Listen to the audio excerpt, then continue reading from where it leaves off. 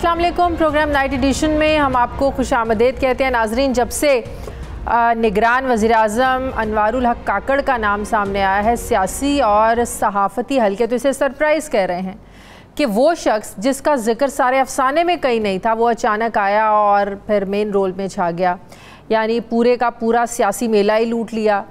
और अब तो इसके साथ ये बहस भी हो रही है कि निगरान वज़ीर-ए-आज़म का सरप्राइज़ सियासतदानों ने दिया है या सियासतदानों को दिया गया है, क्योंकि अनवारुल हक काकड़ का नाम सामने आने से पहले पिछले 1 महीने से ही कई नाम टीवी स्क्रीनों की जीनत बने हुए थे। बाज़ ने तो मुबारकबादें वसूल भी की और शुक्रिया भी अदा कर चुके थे। ये कैसी बात है कि 2 नाम मुस्लिम लीग नून ने दिए थे, 2 पीपल्स पार्टी ने सामने रखे थे, जबकि हमारे अपोजिशन लीडर राजा रियाज की जेब में तो एक ही नाम था जिसकी उन्होंने किसी को कानो कान खबर नहीं होने दी। शायद वो ख़ुद भी आखिरी वक्त तक लाइल्म थे। पाकिस्तान तहरीक इंसाफ के वाइस चेयरमैन शाह महमूद कुरैशी ये कह रहे हैं कि निगरान वज़ीर-ए-आज़म नून लीग की चॉइस है, ना ही पाकिस्तान पीपल्स पार्टी की, और वो कहते हैं कि तहरीक इंसाफ से भी इस पर कोई मुशावरत नहीं हुई। यानी वो इशारा कर रहे हैं कि ये नाम तो कहीं और से आया है। लेकिन अपोजिशन लीडर राजा रियाज ये दावा करते हैं कि अनवारुल हक काकड़ का नाम उनकी मर्ज़ी से आया है, जिस पर वज़ीर-ए-आज़म शहबाज शरीफ ने भी कोई एतराज़ नहीं किया। हालांकि राजा रियाज साहब की तो मुलाकातें चेयरमैन सेनेट सादिक संजरानी के साथ भी हो चुकी हैं और सादिक संजरानी साहब का भी नाम सामने आ रहा था, लेकिन अचानक इस नामजदगी पर पहले तो बड़ी तारीफ़ की गई काकड़ साहब की, मगर एक ही रात में अभी तो उन्होंने हल्फ भी नहीं उठाया कि कल से कुछ एतराज़ात भी उठना शुरू हो गए हैं। पीडीएम के इत्तेहादी जमात बलूचिस्तान नेशनल पार्टी के रहनुमा सरदार अख्तर मैंगल ने गिले शिकवों के साथ नवाज शरीफ साहब को लंदन में ख़त भेजा है कि निगरान वज़ीर-ए-आज़म के लिए ऐसे शख्स को नामज़द किया गया है जिससे हमारे लिए सियासत के दरवाज़े बंद कर दिए गए हैं। उन्होंने ये भी एतराज़ किया, गिला किया कि आपने माजी से कुछ नहीं सीखा। दूसरी तरफ पीपल्स पार्टी के रहनुमा खुर्शीद शाह साहब भी कहते हैं कि इससे बेहतर और भी चॉइस हो सकती थी, और भी बेहतर नाम सामने आ सकता था। पीपल्स पार्टी तो इस पर तरदीद जारी कर रही है और पीपल्स पार्टी के लोग कह रहे हैं कि हमें पीपल्स पार्टी को इस पर कोई एतराज़ नहीं है। फैसल करीम कुंडी ने भी कहा है कि पीपल्स पार्टी को इस नाम पर कोई एतराज़ नहीं है। अब देखना यह है कि निगरान वज़ीर-ए-आज़म जो हैं ये बाकियों को साथ लेकर चलते हैं या ये तहफ़्फ़ुज़ात ही रहेंगे, फिर उनकी काबीना कैसी होगी। बहरहाल कल यौम आज़ादी पर वज़ीर-ए-आज़म शहबाज शरीफ अलविदाई गार्ड ऑफ ऑनर लेकर वज़ीर-ए-आज़म हाउस से रुखसत हो जाएंगे और नए वज़ीर-ए-आज़म हल्फ उठाएंगे। नाज़रीन, इलेक्शन के इस माहौल में पाकिस्तानी सियासत के 2 बड़े लोग हमें फ़िलहाल तो माइनस नज़र आ रहे हैं। चेयरमैन पीटीआई का रास्ता तोशाखाना केस में मिलने वाली सज़ा ने रोक रखा है। एक्चुअली और भी बहुत सारे केसेस उनकी गिरफ्तारी का इंतज़ार कर रहे हैं। नवाज शरीफ की वतन वापसी का जो जहाज़ था ये टेक ऑफ होते होते सुप्रीम कोर्ट के रिव्यू एंड जजमेंट एक्ट ने रोक दिया है। चेयरमैन पीटीआई के ख़िलाफ़ मुकदमात की एक लंबी फहरिस्त है, जैसे 9 मई के मुकदमात हैं, जैसे साइफ़र को गुम करने का एक्ट इन पर लगा हुआ है, अलकादे ट्रस्ट केस है जिसमें उनकी ज़मानत भी कैंसिल हो चुकी है। अब खदशा ये ज़ाहिर किया जा रहा है कि इलेक्शन से पहले जेल से बाहर आना ये चेयरमैन पीटीआई के लिए आसान नहीं होगा। इसी तरह नवाज शरीफ भी अदालतों से सज़ा याफ्ता हैं। इलेक्शन में उनकी ताहयात नहली को 5 साल में बदल तो दिया गया है इलेक्शन एक्ट में तब्दीली करके, लेकिन लंदन से वापसी पर जो उनकी अल-अज़ीज़िया केस में जो उनकी 7 साल कैद की सज़ा है, इसे ख़त्म करवाने के लिए नवाज शरीफ को दोबारा जेल भी जाना पड़ सकता है, यानी सुप्रीम कोर्ट में रिव्यू में जाना होगा। नवाज शरीफ तो अहल हो गए लेकिन सज़ा तो बाकी है। इसी तरह चेयरमैन पीटीआई भी इंतखाबी मैदान के लिए नाअहल करार दिए जा चुके हैं। पिछले इलेक्शन पर नवाज शरीफ जेल में थे, चेयरमैन पीटीआई बाहर थे। अब फ़िलहाल तो चेयरमैन पीटीआई अंदर हैं, जेल में हैं, नवाज शरीफ साहब बाहर हैं। तो तराजू के दोनों पलड़ों को बराबर करते हुए कि आपकी बार नए इलेक्शन में जो बज़ाहिर तो 2024 में हो जाएंगे, क्या अब चेयरमैन पीटीआई की बारी है?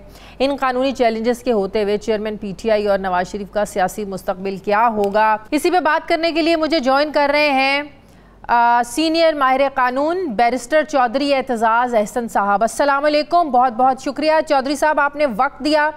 चौधरी साहब, निगरान वज़ीर-ए-आज़म बलूचिस्तान से अनवारुल हक काकड़ साहब, यकीनन आपके लिए भी सरप्राइज़ होगा ये नाम, क्योंकि टीवी स्क्रीन्स पर तो पिछले 1 महीने से और बहुत से नाम चल रहे थे। बहुत से लोगों ने तो मुबारकबादें भी वसूल कर ली थी, लेकिन उसके बावजूद खुफिया अपनी तरफ से वो लोग रख रहे थे। ये आपके लिए कितना सरप्राइज़ था काकड़ साहब का नाम सामने आना बतौर निगरान वज़ीर-ए-आज़म? चौ साहब सबसे बड़ा सरप्राइज़ तो ये शहबाज शरीफ और राजा रियाज के लिए था। सुने बैठे हुए थे एक मेज़ पे और आमने सामने नाम डिस्कस कर रहे थे और वो जिलानी का नाम सबसे ऊपर जा रहा था, जलील अब्बास जिलानी का। उस पर इत्तफाक़ राय हो रहा था कि छत से एक चिट गिरी है, पर्ची गिरी है नीचे टेबल पे, मेज़ पे इनके दरमियान।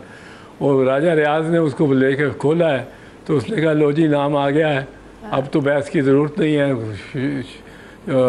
उसने शहबाज ने कहा जज़ाकल्लाह, क्या नाम है? उन्होंने कहा जी ये अनवारुल हक काकड़ का नाम है। तो दोनों पूछते रहे वैसे कि वो कौन है अनवारुल हक काकड़। वो शरीफ आदमी है पर वो नाम तो इसी तरह है, पर्ची आसमान से गिरी है, छत से गिरी है। चाई साहब, आपको वाकई लगता है कि मुस्लिम लीग नून से भी बिल्कुल छुपा कर रखा गया, सब लोगों से छुपा कर रखा गया? वाकई शहबाज शरीफ, नवाज शरीफ साहब को, जरदारी साहब को, किसी को नहीं पता था कि बलूचिस्तान से काकड़ साहब आ रहे हैं?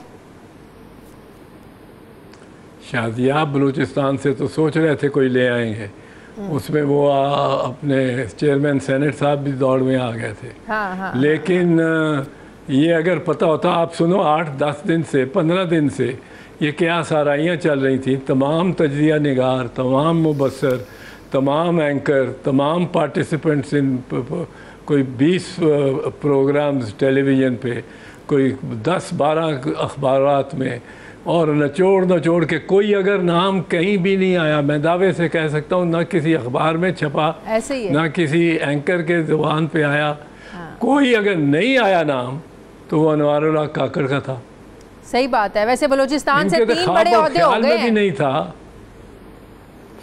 जी। बलूचिस्तान से अब 3 नाम बड़े ओहदों पर हैं। अब ये निगरान वज़ीर आज़म साहब, सादिक संजरानी साहब, 16 सितंबर को जो चीफ जस्टिस साहब हल्फ ले रहे हैं, नए चीफ जस्टिस साहब काजी फायज़ ईसा साहब। तो एक छोटे सूबे से इतने बड़े ओहदों पर नाम, ये बलूचिस्तान के लिए अच्छी चीज़ है चाई साहब? बहुत अच्छी, पाकिस्तान के लिए अच्छी चीज़ है। बिल्कुल बिल्कुल, सिर्फ बलूचिस्तान के लिए नहीं, पाकिस्तान के लिए बहुत अच्छी चीज़ है।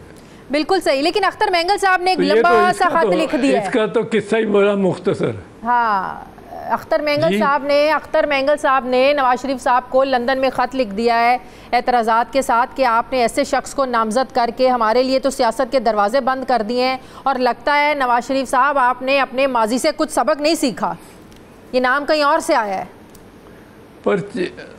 पर्ची के बाद इनको चाहिए था कि पर्ची डिस्कस ज़रूर करते अपने एलाई से। हाँ। अगर डिस्कशन नहीं की और आपस में भी कोई डिस्कशन नहीं हुई, जज़ाकल्लाह ही कह दिया इन्होंने, तो इसका मतलब है ये वो आपस में वो नेगोशिएशन और वो डिस्कशन नहीं हुई जो आइन मुतकादी है, जिसका आइन मुतकादी है। सही। ये भी एक गैर आइनी बात है। लेकिन अब वो लग गए हैं काकड़ साहब, हमारे उन पे तहफ़्फ़ुज़ात हैं, लेकिन लग गए हैं, तो चले देखते हैं कैसे इलेक्शन कराते हैं। क्या तहफ़्फ़ुज़ात हैं आपके चाचा साहब? भाई तहफ़्फ़ुज़ात है, आपस में डिस्कस ही किसी से नहीं हुआ। ठीक है। अच्छा साहब, मुझे एक चीज़ बताएं, जब भी निगरान वज़ीर आज़म की तैनाती की बारी आती है, निगरान वज़ीर आज़म के नाम सामने आते हैं, हर एक का एक ही बड़ा वो कंसर्न होता है कि ऐसा निगरान वज़ीर आज़म सामने आए जो साफ शफाफ इलेक्शन करवाए। लेकिन आप माजी उठाकर देख लें, आप 2018 में जस्टिस नासिर उल मुल्क ने निगरान वज़ीर आज़म थे, उससे पहले 2013 में जस्टिस रिटायर्ड मीर हज़ार खान खोसू साहब थे। आप देखें कोई ऐसा निगरान वज़ीर आज़म नहीं रहा जिसके ऊपर धांधली के इल्ज़ामात ना लगे हों कि इसके दौर में इंतखाबात हुए, इनको निगरान वज़ीर आज़म लगाया और धांधली हो गई। तो फिर उसके बावजूद हम इतने कंसर्न क्यों रहते हैं जब धांधली के इल्ज़ामात भी लगते हैं? आप पहले तो बड़ा वेलकम करते हैं और फिर सारा मुद्दा भी उस पर डालते हैं।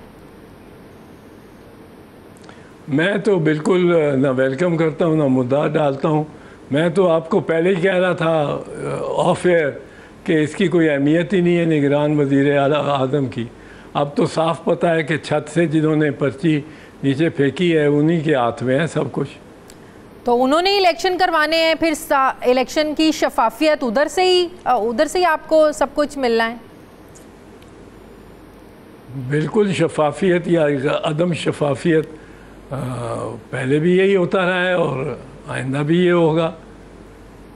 सही। इंतखाबात टाइम पर होते हुए लग रहे हैं आपको? ये जो इन्होंने पहले, आपको पता है पहले इन्होंने कहा था राना सनाउल्लाह साहब ने कि भाई हमने तो मरदमशुमारी का नई का नोटिफिकेशन जारी नहीं करना, नहीं तो हमें नई मरदमशुमारी के तहत इलेक्शंस करवाने पड़ेंगे। अब सब मान भी गए कि नई मरदमशुमारी के तहत करवाने। क्या ये टाइम गेन करने के लिए सब किया है पार्टियों ने? अब शादिया इस पे ज़रा सुनना, थोड़ा मुझे टाइम देना जी प्लीज़। मैं एक आध बात करूँ। कोई 2-3 चीज़ें इसमें आएंगी। सदर का इलेक्शन इसमें आएगा, कानूनी उसकी आइनी हैसियत, फिर आएगा आइन में तरमीम की ज़रूरत पर, सेंसस पर, और इसमें सेनेट के पर असरात, ये बहुत सारी बातें आएंगी। पहली बात तो मैं ये अर्ज़ करूँ कि अब असेंबली कोई नहीं है। पहले तो भी असेंबली जब थी तो आइन में तरमीम नहीं कर सकती थी क्योंकि 228 MN ही नहीं थे। हाँ। अब तो 228 MN ने क्या, असेंबली ही कोई नहीं है। हाँ। अगर तरमीम नहीं हो सकती तो फिर सेंसस पे, नए सेंसस पे इंतखाबात ही नहीं हो सकते, क्योंकि नए सेंसस ने जो रद्दोबदल करना है शुमारियात में, सीटों की शुमारियात में आपस में बाहमी तौर पे, शायद मैं बात करता हूँ यूँ ही, बलूचिस्तान की 2 बढ़ जाएं, पंजाब की 3 कम हो जाएं, सिंध की कराची की वजह से 1 आध और बढ़ जाए, 2 बढ़ जाए, खैबर पख्तूनख्वा की कम हो जाए या बढ़ जाए। वो अब सीटों को अगर आपने रद्दोबदल करना है तो आइन में तरमीम लाजिम है, क्योंकि आइन ने पहले से कह दिया हुआ है कि 148 सीटें 342 में से पंजाब की होंगी। अब 148 को करके अगर 144 आपने करना है तो आइन में तरमीम की ज़रूरत है, उसके बग़ैर नहीं हो सकता। और अगर आपने हल्का बंदियाँ और इस नए सेंसस पे करानी है तो उसके लिए आपको पहले आइन में तरमीम करनी पड़ेगी। आइन में तरमीम आप कर नहीं सकते क्योंकि असेंबली भी नहीं है ही नहीं, कौमी असेंबली तो अब है ही नहीं, तो वो तरमीम हो ही नहीं सकती। अब अगर तरमीम नहीं हो सकती तो 2-3 और बातें भी आ जाती। एक तो बात यह है कि जैसे मैंने कहा कि सेंसस जो है वो सेंसस का ऐसे ही CCI पे के मुश्तरका मुफाद की काउंसिल के सामने भी जाना रखना रिपोर्ट का बिल्कुल गैर आइनी है, क्योंकि उसमें 2 चीफ मिनिस्टर ऐसे बैठे हैं जो मुंतखब ही नहीं है। हाँ। वो नामजद है, वो निगरान है। वो मैं पंजाबी हूँ, मेरा चीफ मिनिस्टर जो CCI में बैठ के मुझे पाबंद करके आया है वो मेरा चीफ मिनिस्टर ही नहीं है। मैं मानता ही नहीं उसको। 90 दिन भी गुजर गए हैं और वो बैठा हुआ है, वो तो अपने बहरूपिया है कोई। और इसी तरह आज़म खान जो है खैबर पख्तूनख्वा में, वो भी बहरूपिया है। अगर आज़म खान से मैं कम से कम तवक्को रखता था कि एक नेक नाम, बहुत नेक नाम शख्स है, बुज़ुर्ग शख्स है, सारी ज़िंदगी खिदमत में और सर्विस में गुजार दी है, ये तो 91 वाले दिन उठ के चला जाएगा कि जी मैं नहीं अब रह सकता। लेकिन मुझे बहुत मायूस किया आज़म खान ने, जो सरहद का चीफ मिनिस्टर है। पर बहरहाल अब देखें अब क्या होता है। अब देखें, अब ये है कि लॉज बहुत सारे कवानीन पास कर दिए हैं और असेंबली चली गई है। हाँ। अब उनको सदर आरिफ अलवी जो कि उस वक्त तक सदर रहेंगे जब तक उनका मुंतखब जानशीं उनकी जगह आके बैठने को तैयार नहीं होता। जो उनका मुंतखब जानशीं, तो वो जब मुंतखब कब होगा, जब इंतखाबात होंगे। इंतखाबात कब होंगे, पहले इंतखाबात होंगे असेंबलियों के, फिर असेंबलियों के बाद इंतखाब होगा सदर का। पर असेंबलियों के इंतखाब कब होंगे, उस वक्त होंगे जब ये सेंसस की मुताबिक, नए सेंसस के मुताबिक आइन में तरमीम कर ली जाएगी। पर आइन में तरमीम कब होगी वो नहीं हो सकती, वो असेंबली ही कोई नहीं है। अब सदर साहब जो कि मौजूदा बाकायदा सदर हैं, अगर ये कवानीन जो इन्होंने बनाए हैं 50-60 एक्ट बनाए हैं 1-2-3 दिनों में। हाँ। और एक एक्सप्रेस चलाई है, कोरम नहीं देखा, कुछ नहीं देखा। अगर सदर साहब ये तस्दीक कराने के लिए नेशनल असेंबली के सेक्रेटेरिएट को लिख दे कि पहले तो ये बताएं कि कोरम था कि नहीं था, पॉइंट आउट किसी ने किया या नहीं किया? क्या स्पीकर साहब को नज़र नहीं आ रहा था कि 8-10 बंदे बैठे हैं? मुझे सारी रील भेजो, सारी फिल्म भेजो, वीडियो रिकॉर्डिंग जो है सारी प्रोसीडिंग्स की। फिर वो कहें कि इसमें ये 2-3 कवानीन तो बिल्कुल सुप्रीम कोर्ट ने इनको रद्द कर दिया, ये जो अभी जो फैसला लास्ट फैसला आया सुप्रीम कोर्ट का, और इसलिए मैं इनको नहीं मंजूर करता, मैं इनको नहीं करता। तो वापस भेजते हैं तो असेंबली ने, किसी एक असेंबली ने या जॉइंट हाउसेस ने बैठ के और वो उस पर करना है फ़ैसला। तो वो तो कौमी असेंबली कोई नहीं, वो ये सारे बिल भी गए, सारी इनकी कानून साजी, इनको खबर नहीं कौन से बुकला समझाते रहे शहबाज शरीफ को। आज़म नज़ीर तारड़ साहब भी थे वज़ीर कानून इनके। चौधरी साहब मेरे साथ रहे, मुझे ब्रेक लेनी है, वापस आते हैं एक वक्फे के बाद।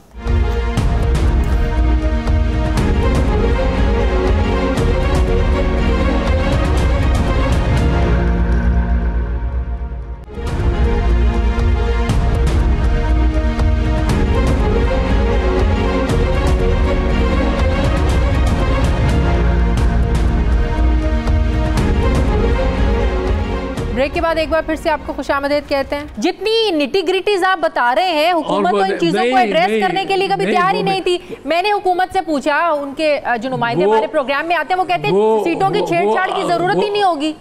वो भाई जरा बोलने में दो ना, वो जो सनाउल्लाह तारड़ है,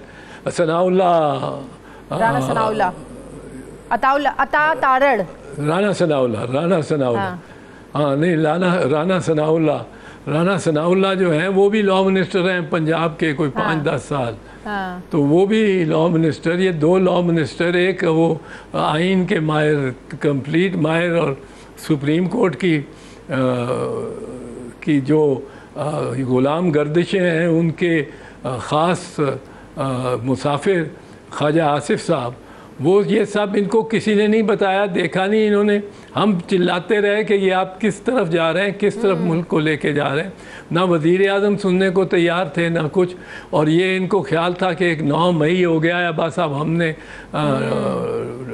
एक नाच शुरू करना है, रक्स, ऐसा रक्स बिस्मिल्लाह हम शुरू कर देंगे और उससे बड़ी सिंपथी हमारे साथ हो जाएगी।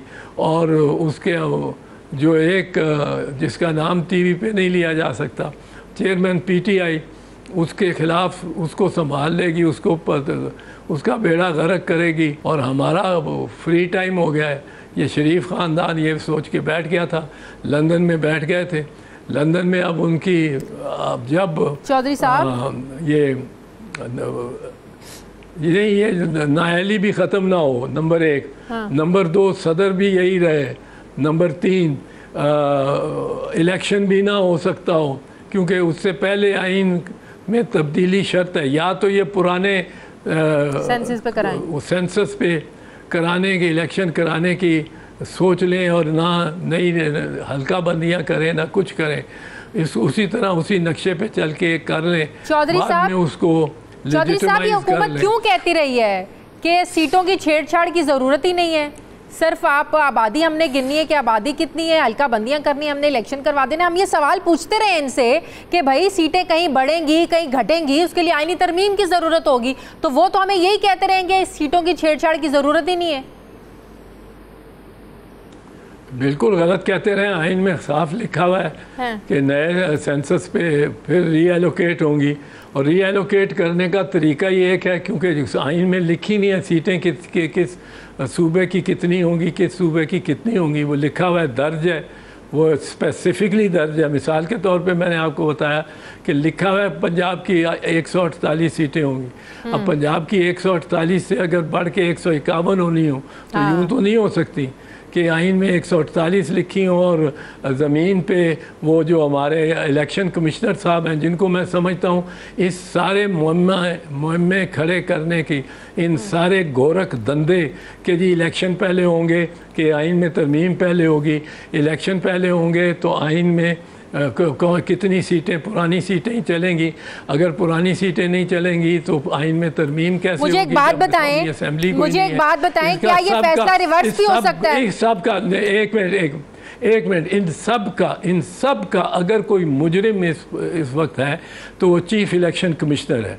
उसने हर बात गलत की है, खिलाफ कानून और आइन की है। उसने पहले आके कहा कि 30 अप्रैल, पहले तो कहा कि जब आप कहें सुप्रीम कोर्ट को कहा मैं कर सकता हूँ, करा लूँगा। फिर उन्होंने कहा कि नहीं जी इसमें टाइम लगेगा, तो 30 अप्रैल की जो भी तजावुज़ था वो तारीख फिक्स हो गई, तय हो गई, प्रेसिडेंट ने भी दस्तखत कर दिए। फिर इन्होंने कहा कि जी मैं तो अक्टूबर से पहले करा नहीं सकता, मुझे कोई 20 अरब रुपया नहीं देता, कोई रेंजर नहीं देता, कोई वज़ीर फ़ौज नहीं देता। उन तीनों वज़ीरों को इसको चाहिए था कंटेम्प्ट नोटिस करता हो। हाँ। ये अब कंटेम्प्ट नोटिस शेर बन के कर रहा है, उसको फवाद चौधरी को और दीगरान को, असद उमर को और किसको इसको चाहिए था अगर ये अपनी और आइन के तहत जिस तरह सुप्रीम कोर्ट ने कहा इसकी जिम्मेदारी नहीं है, सिर्फ जिम्मेदारी नहीं है इलेक्शन कराना, फेयर एंड फेयर, इसका फ़र्ज है कि ये फेयर एंड फ्री इलेक्शंस कराए। चौधरी साहब मुझे एक सवाल का जवाब दें। आजकल जिस हुकूमत ने ये फैसला किया कि हम नई मरदमशुमारी के तहत इलेक्शंस होंगे, मुश्तरका मफादात काउंसिल ने फैसला किया, मुझे एक बात बताएं, हुकूमत तो अब है नहीं, अब ये फैसला अगर रिवर्स करना हो तो रिवर्स कैसे होगा? जाहिर है इतनी जो निटी-ग्रिटीज़ आपने बताई हैं कि कौमी असम्बली नहीं है, आइन में तरमीम करनी है, तो जाहिर है जब तक इलेक्शंस नहीं होंगे आपकी कौमी असम्बली नहीं आएगी, आइन में तरमीम नहीं हो सकती, तो ये सारे काम तो तब तक हो नहीं सकते। अब पुरानी मरदमशुमारी पे इलेक्शन करवाने के लिए ये फैसला फिर कौन कर सकता है? अब इससे अंदेशा मुझे ये है कि जो कवानीन इन्होंने पास किए हैं उनमें एक कानून था जिसमें उन्होंने निगरान हुकूमतों को बहुत बाइख्तियार कर दिया कि वो बैनुल अक़वामी मुआहदे भी कर सकते हैं, वो प्राइवेटाइजेशन भी कर सकते हैं, वो बड़े बड़े फ़ैसले भी कर सकते हैं, फाइनेंशियल कमिटमेंट्स भी कर सकते हैं, प्रोजेक्ट्स भी लॉन्च कर सकते हैं। अब वो ये पहले निगरानों के आइन के तहत ये इख्तियारात नहीं है। हाँ। कि वो ऐसा एक प्रोजेक्ट लॉन्च कर दें जिसमें 40 अरब लगा दें और 200 अरब लगाना हो और बाकी हो, और वो हुकूमत पाबंद हो, अगली मुंतखब हुकूमत जो उस प्रोजेक्ट को गलत भी समझती हो लेकिन वो उसको ऐसे फंसा जाए कि वो उसको करना पड़े वो प्रोजेक्ट। ये इख्तियार में नहीं था निगरानों के। अब निगरानों को तकरीबन मुकम्मल हुकूमत की तौर एतबार से के तौर पे उनको बना दिया गया है, बाइख्तियार कर दिया गया। अब ये पंजाब से और खैबर से पहले ये सबक लेके निकली है इस्टेब्लिशमेंट ने। इसमें ना नवाज शरीफ का फ़ायदा होगा, ना किसी और का फ़ायदा होगा सियासतदान का, ना मौलाना फजलुर रहमान का। अब ये निकले हैं पंजाब के और खैबर के कामयाब तौर पे आइन से रूगर्दानी करने की कामयाब कोशिश से निकले हैं कि 90 दिन में इलेक्शन नहीं कराए। अब तो 210 दिन के कितने हो चले हैं पंजाब और सरहद को, और वो अगर चले अगर 210 दिन हो गए, ये लॉन्ग टर्म जो है निगरान ला रहे हैं, लॉन्ग टर्म निगरान। ये अब निगरान ही रहेंगे काफ़ी अर्सा, और ये कहेंगे कि जी हम इलेक्शन नहीं करा सकते क्योंकि हल्का बंदियाँ नहीं हो सकती जब तक सेंसस के मुताबिक आइन में तरमीम ना हो। आइन में तरमीम होगी तो फिर हम करेंगे। आइन में तरमीम कैसे होगी? चौधरी साहब कितना लंबा निगरान सेटअप आपको नजर आ रहा है, और इलेक्शन डिले अगर होते हैं तो इसका फायदा अल्टीमेटली किसको होएगा? इसका फ़ायदा अल्टीमेटली उन इंतशार की ताकतों को होगा जो पाकिस्तान में इंतशार फैलाना चाहते हैं, इंतशार पैदा करना चाहते हैं, और इससे पाकिस्तान के वफाक को बहुत नुकसान पहुंचेगा। एक यूनिटरी सिस्टम आ जाएगा, वादानियत का सिस्टम आ जाएगा, जो इसके लिए 1973 का आइन तो अमलन ख़त्म हो जाएगा। अगर आप 1973 के आइन को की कोई शिक मानने को ही तैयार नहीं, वो कहती है शिक के 90 दिन के अंदर कराओ, और एक शिक कहती है कि 90 दिन से ज़्यादा नहीं लोगे, यानी मनफी में 90 दिन से नॉट मोर देन 90 डेज। तो फिर ये कैसे मोर देन 90 डेज और चले आ रहे हैं बड़े सुकून से, कोई परवाह नहीं, और ये इन पे जिम्मेदारी आएगी बहुत बड़ी। और ये मैं ये समझता हूँ कि इस असेंबली ने जो कवानीन पास किए हैं उनमें वो जो कानून है निगरानों को मुतबर करने और बाइख्तियार करने का, उसका मकसद ही ये है कि वो प्राइवेटाइजेशन भी कर सके, वो बैनुल अक़वामी मुआहदे भी कर सके, वो फॉरेन पॉलिसी भी तब्दील कर सके, वो फॉरेन पॉलिसी भी चला सके, वो इन्वेस्टमेंट भी ला सके। और अब वो उस पर बैठे होंगे। अनवारुल हक काकड़ साहब जहाँ ये चाहते थे कि इसहाक डार साहब बैठ जाएं, अब इसहाक डार या अपना कोई तो हो नहीं सका उनका। अब मेरा ख्याल है मियाँ नवाज शरीफ की वापसी का भी आप शायद इरादे तब्दील होते सुने। ये मैं यही पूछने लगी थी कि जो सुप्रीम कोर्ट की जजमेंट आई है review of judgement and order act के हवाले से, क्या उससे नवाज शरीफ की वापसी ठहर गई है? बिल्कुल ठहर गई होगी, बिल्कुल ठहर गई होगी, क्योंकि नवाज शरीफ अगर शाजिया अपने भाई की हुक्मरानी के दौरान, अपने भाई की, और वो भाई जो बड़ा ताबेदार है, जो इस वक्त उनको ओवरटेक कर रहा है, वो आगे निकल गया मियाँ साहब से, क्योंकि उसने कहा है कि मैं तो बड़ा फ़ख्र करता हूँ कि मैं इस्टेब्लिशमेंट का बंदा हूँ। हाँ। उसने तो हाँ बहुत पीछे छोड़ दिया नवाज शरीफ को। और अब तो वैसे ही नवाज शरीफ ने नहीं आना, पर अपने भाई ताबेदार छोटे भाई की हुकूमत में वो नहीं आ सकते तो कब आएंगे, फिर कब आएंगे? क्या खदशा, क्या प्रॉब्लम थी उनको? कोई प्रॉब्लम थी ना। अभी वो कन्विक्शन भी सेटिसाइड होनी है, मफरूरी भी चल रही है, तो वो तो घबरा रहे हैं आने से। उनकी बेटी है एक, मैं समझता हूँ शरीफ ख़ानदान में एक ज़रा दलेर किस्म की, जो अपने उसके भाई भी जहाँ कदम नहीं रखने को तैयार, उसके भाई कदम रखने को तैयार नहीं, उसके वालिद कदम रखने को तैयार नहीं, उसकी फैमिली के जो मर्द हैं, और वो फिर रही है, जलसे भी करती फिर रही है। उसने एक अपनी ट्रेडिशन और बना दी है। जैसा मुझे एक बात बताएं, इलेक्शन एक्ट 2017 में जो तब्दीली की है, ताहयात नाअहली को 5 साल की उसमें बदला, क्या नवाज शरीफ बहल हैं इलेक्शन लड़ने के लिए? नहीं है, वो कन्विक्टेड है। ये कन्विक्शन तो सेटिसाइड इस तरह नहीं हो सकती। वो तो कोर्ट को अप्रोच करना पड़ेगा, अदालत को, और अदालत को ये चूँकि डायरेक्टली 184(3) के तहत सज़ा मिली हुई है, 184(3) की पिटिशन पर, इसलिए ये आइन के तहत सज़ा है, और आइन में तरमीम इसके लिए भी ज़रूरत होगी।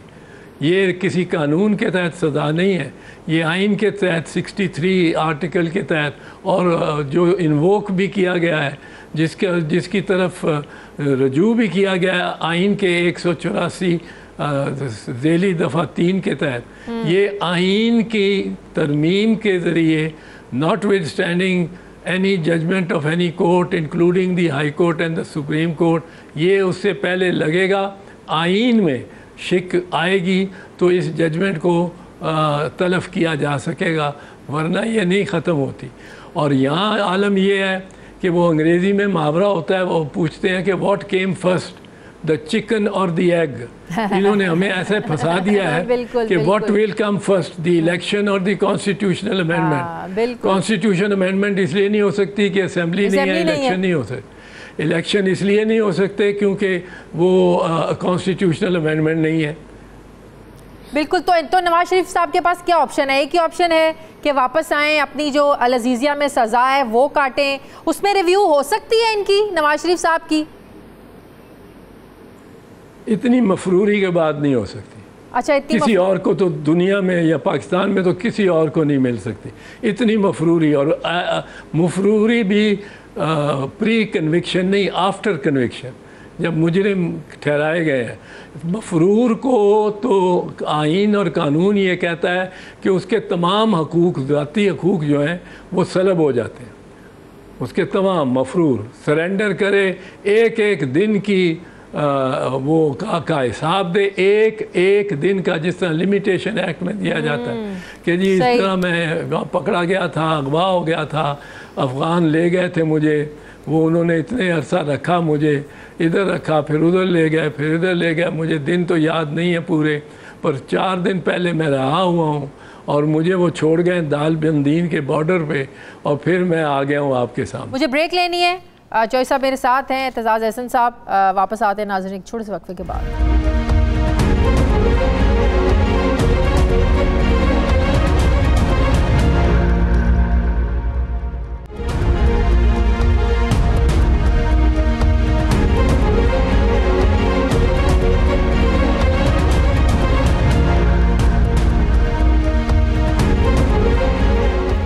साहबाद, एक बार फिर से आपको खुशामदीद कहते हैं। आपसे बात करने के बाद बहुत सारी जो कानूनी एक कन्फ्यूजन थी, बड़े सवालात के जवाबात हमें मिल गए। अब ज़रा आ जाएँ चेयरमैन पीटीआई की तरफ।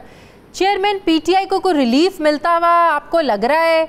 हमने देखा जिस तरह अली मोहम्मद ख़ान को एक केस से रिहाई मिलती थी, बार दोबारा पकड़ लिया जाता था। शहरयार अफरीदी को ज़मानत मिलती थी, पकड़ लिया जाता था। अगर जिस केस में अब वो तोशाखाना में इमरान खान को सज़ा हुई हुई है उसमें रिलीफ मिल भी जाता है, तो और बड़े केसेस हैं चौधरी साहब जिसमें इमरान खान को दोबारा अंदर डालने की, जेल में भेजने की बहुत सारे केसेस हैं। शादिया, ये तो बड़ी शर्मनाक सूरत हाल है, बहुत शर्मनाक सूरत हाल। एक बंदे पे आप 150-200 केस बना दें, वो किस तरह वो अपनी सफाई और दफा हर जगह कर सकता है, और मुल्क के मुख्तलिफ शहरों में हो। ये तो राना सनाउल्लाह पॉलिसी है कि उसको किसी को ख्वार करना है। एक ही वाक़े पे, एक ही वकूए पे 3-4 शहरों में वो आप मुकदमा बना दें, क्योंकि वहाँ भी उसकी आवाज़ गई है। वो क्यों गई है? क्योंकि टेलीविज़न वहाँ भी ले जाती है। तो टेलीविज़न जहाँ जहाँ लगा हुआ है वहाँ वो जुर्म हो रहा है, वो इसलिए उस थाने में भी, हर थाने में कर दो।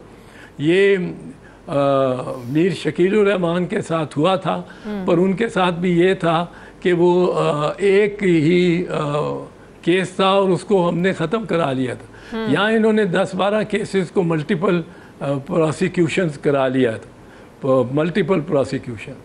वो भी ज़्यादती थी जो मीर शकील के साथ हो रही थी, बहुत ज़्यादती थी। अब ये भी बहुत ज़्यादती है, और इसमें नया आंसर ये डाल दिया है कि इन्होंने 4-5 किस्म के और मुख्तलिफ लगा दिए हैं उस पर वाक़यात के हिसाब से, कि लायलपुर का यानी फैसलाबाद का केस जो ISI के दफ्तर पे हमले का केस है, वो एक के पर्चा रजिस्टर करके कोई 8 पर्चे बना दिए।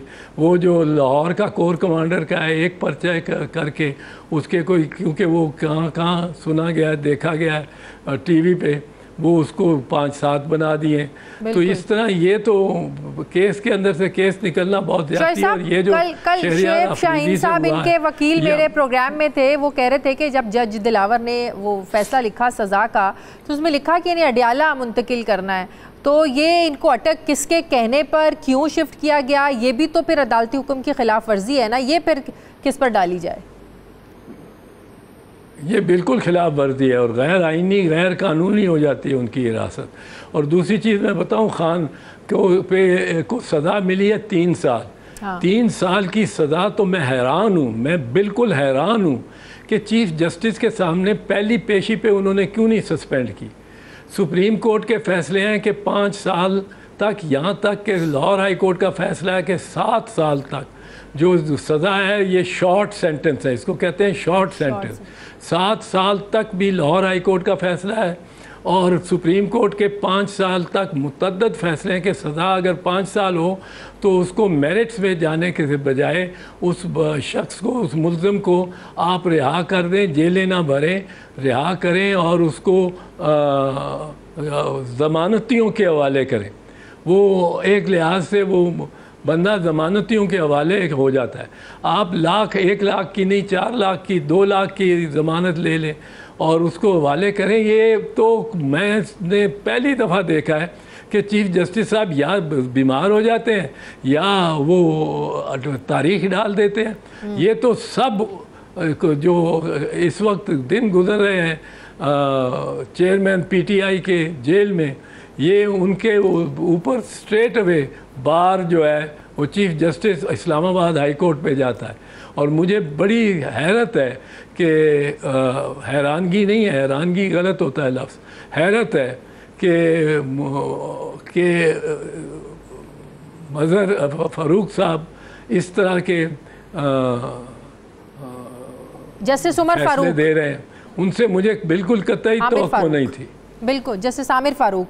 मुझे एक और चीज़ बताएं, ये जो इंटरसेप्ट की जो एक स्टोरी वहाँ पर साइफ़र को दोबारा छेड़ा गया है, जो उसका कंटेंट था साइफ़र का, उसको जिस तरीके से छापा गया है, इस पर भी अब कुछ लोग कह रहे हैं कि खान साहब को जो है वो उम्र कैद की सज़ा हो सकती है ऑफिशियल सीक्रेट एक्ट के तहत। ओहो, ये भी कोई सोचते नहीं है। देखो शाजिया, साइफर को डी क्लासीफाई कौन कर सकता है? कौन मजाज अथॉरिटी है डी क्लासीफाई करने की? आपको पता है वो प्राइम मिनिस्टर है। प्राइम मिनिस्टर नहीं, वो प्राइम मिनिस्टर है। अच्छा, फॉरेन ऑफिस की कोई एडवाइस की उसको ज़रूरत नहीं है। वो मुल्क के लिए गलत हो या अच्छा हो या बुरा हो, वो और बात है, अलग बात है। कॉम्पिटेंस किसकी है, इख्तियार किसको है? Prime minister. वो प्राइम मिनिस्टर को है। और प्राइम मिनिस्टर पे ही आप केस चला रहे हैं मुबैना तौर पे डी क्लासिफिकेशन करने का। ये इनको कौन सा कहता है कि दुम से पकड़ के केस चलाओ और फिर नाक तक जाओ? तो आपको अजीब मतलब है। और फिर ये गुमराह करते हैं इदारों के, दूसरे इदारों के जो इनके साथ मुआवन इदारे हैं, मुआवनत कर रहे हैं। नहीं, एक को कहते हैं ना कि जलसे में लहराना, बिल्कुल गुमराह करते हैं। सबको बताना, उसका कंटेंट बताना, दो ममालिक के दरमियान की जो कॉन्वर्सेशन है उसको आप जलसे में बता रहे हैं। फिर आप साइफर कह रहे हैं कि भाई मेरे पास तो कॉपी थी, वो गुम गई। तो ये सारे एलिगेशन लग रहे हैं ना खान साहब पे। नहीं, साइफर एक दफ़ा उन्होंने कर दिया, ज़ाहिर कर दिया, डी क्लासीफाई कर दिया, तो उसके बाद तो सारी दुनिया के पास जा सकता है। सारे पाकिस्तान के 24 करोड़ के 24 करोड़ एक एक इंसान उसको पढ़ सकता है। उसमें क्या है? और उसमें अगर ये लिखा हुआ हो कि असद मजीद जो पाकिस्तान का एम्बेसडर है, पाकिस्तान का एम्बेसडर यूं ही तो नहीं कोई बात लिख देता। फिर उसने ये इतला दी, फिर उसको नेशनल सिक्योरिटी कमेटी में पेश हुआ जिस पे खान ने प्रिजाइड किया। उन्होंने कहा कि डिमार्च करो, एहतजाज करो अमरीकनों से। उसके बाद फिर वो दोबारा पेश हुआ जब शहबाज शरीफ ने, मियाँ शहबाज शरीफ ने उस पर सदारत की। उस पर भी उन्होंने कहा कि पेश करो उसको असद मजीद। ये बिल्कुल मिनट्स जो पहली मीटिंग की है वो दुरुस्त है, और वो बिल्कुल उन्हीं मीटिंग्स को, उन्हीं मिनट्स को और फैसलों को अपहोल्ड किया। तो सारी कौमी सलामती कमेटी भी इसमें आएगी। ये क्या मतलब है केस बनाना? ये एकदम, ये आर्टिकल 6 लग जाएगा, आर्टिकल 6 लग जाएगा। आर्टिकल 6 किस बात पे लगेगा भाई? ये डी क्लासीफाई करने का किस साइफर का केस किस पे बनेगा भाई? ठीक है, ये तो कोई, ये अमेरिकनों ने तो तरदीद करनी थी। वो अमेरिकन क्या कहते हैं, हमने ये साइफर दुरुस्त है। अमेरिकन हुकूमत ने तो तरदीद करनी है। वो तो कहते थे इराक से वेपन्स ऑफ मैस डिस्ट्रक्शन है वहाँ। सारी दुनिया के साथ वो के सामने वो जलील हो गए कि कोई वेपन ऑफ मैस डिस्ट्रक्शन नहीं निकला। अगर मैस डिस्ट्रक्शन किसी ने की है वहाँ तो अमेरिका ने की है, इराक में। चौधरी साहब, आखिरी सवाल, क्या अगले उनके कहने से हम क्यों दब जाते हैं? सही, ये तो फिर सारी पिछली हुकूमतों से पूछना चाहिए ना। ये सिर्फ कोई एक सियासतदान तो नहीं दबा अमेरिका के कहने पे। ये हमारी सियासत की, हमारे माजी की एक हिस्ट्री है, हमारी तारीख है जिसे झुटला नहीं सकते हम। चौधरी साहब, अगले इंतखाबात में अब गॉड नोज के कब होते हैं, 2024 में होते हैं, 25 में होते हैं, जिस तरह आपने कहा। तो ये तो लंबा केयर टेकर सेटअप है, जिस तरीके से उनको बाइख्तियार बना दिया केयर टेकर सारे सिस्टम को। आपको लग रहा है कि खान साहब इलेक्शन से बाहर होंगे और तभी लेवल प्लेइंग फील्ड होगा नून लीग वालों के लिए, जिसका मुतालबा मरियम बीबी भी करती रही हैं और नवाज शरीफ भी? देखें, पाकिस्तान में हैरत अंगेज तरीके से तब्दीलियां आती हैं, हैरत अंगेज, तज्जुब कर देती हैं एक दफ़ा बरपा।